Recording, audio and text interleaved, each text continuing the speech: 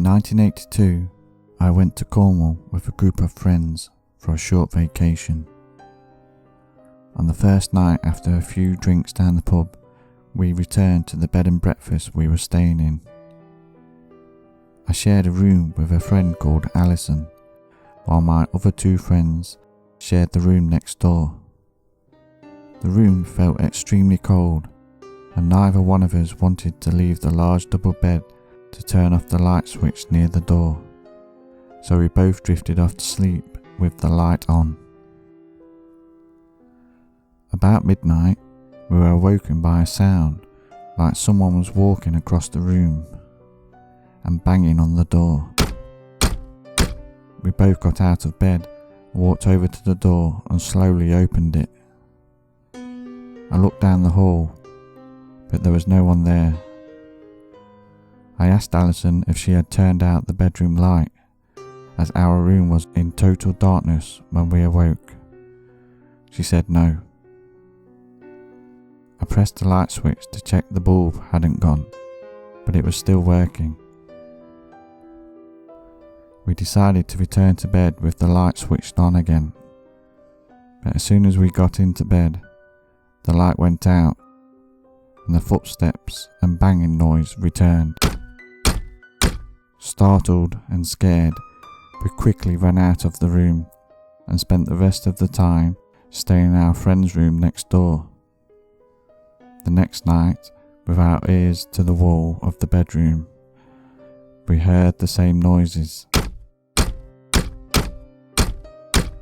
The bed and breakfast was a large house built in 1874 and retains many of its original furnishings.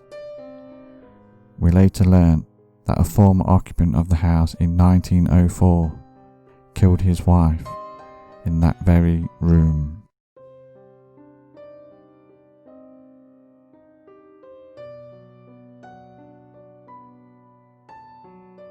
In the early 1960s, Mr. and Mrs. Johnson moved into their new home in the town of Melton Mowbray, England.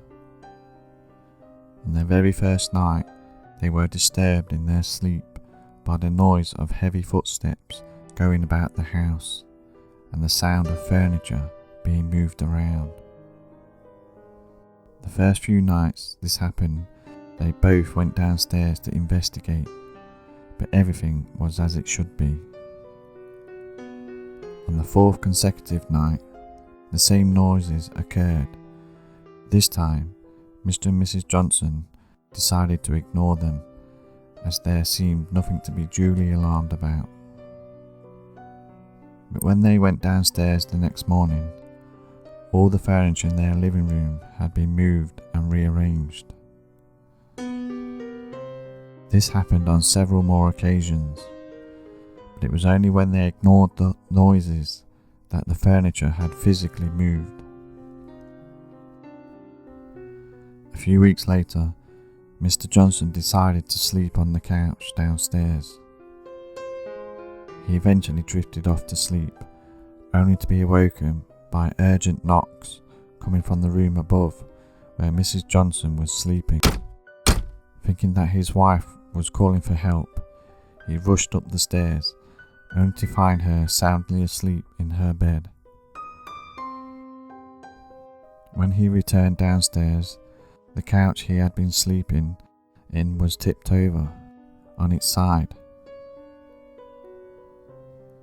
Within weeks, Mr. and Mrs. Johnson sold their house and moved away from the area.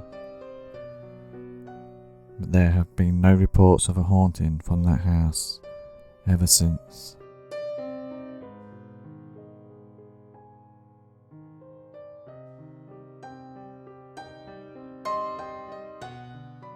In July 1984, I went to stay at my cousin's nearby house. We played video games for a while, then my cousin suggested a game of hide and seek. His parents' house was quite big, and there were plenty of places to hide. I ran downstairs and opened a door in the kitchen that led down into a dark cellar. I was hesitant at first, but then I heard my cousin shout, coming ready or not. So I closed the cellar door behind me and went down some dark, dank steps.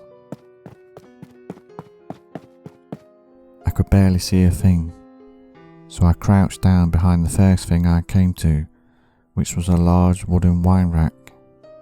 Shortly afterwards, I heard a noise, like slow footsteps on concrete walking towards me. But because of the darkness, I couldn't see a thing. Then the footsteps suddenly stopped. I felt a cold presence right next to me. Then a man's voice whispered loudly into my ear, "Get out!" I stood up slowly, then ran up the steps towards the door, tripping up along the way. Once I reached the door, I turned the handle, but it wouldn't open. Then the voice began shouting in my ear over and over, "Get out! Get out! Get out!" I started yelling and screaming, banging on the door for somebody to let me out. It seemed like ages, but within 6 seconds, my cousin opened the door and the man's voice stopped. It took me a long time to pluck up the courage to go back inside my cousin's house again. But I never, ever went back down into that cellar.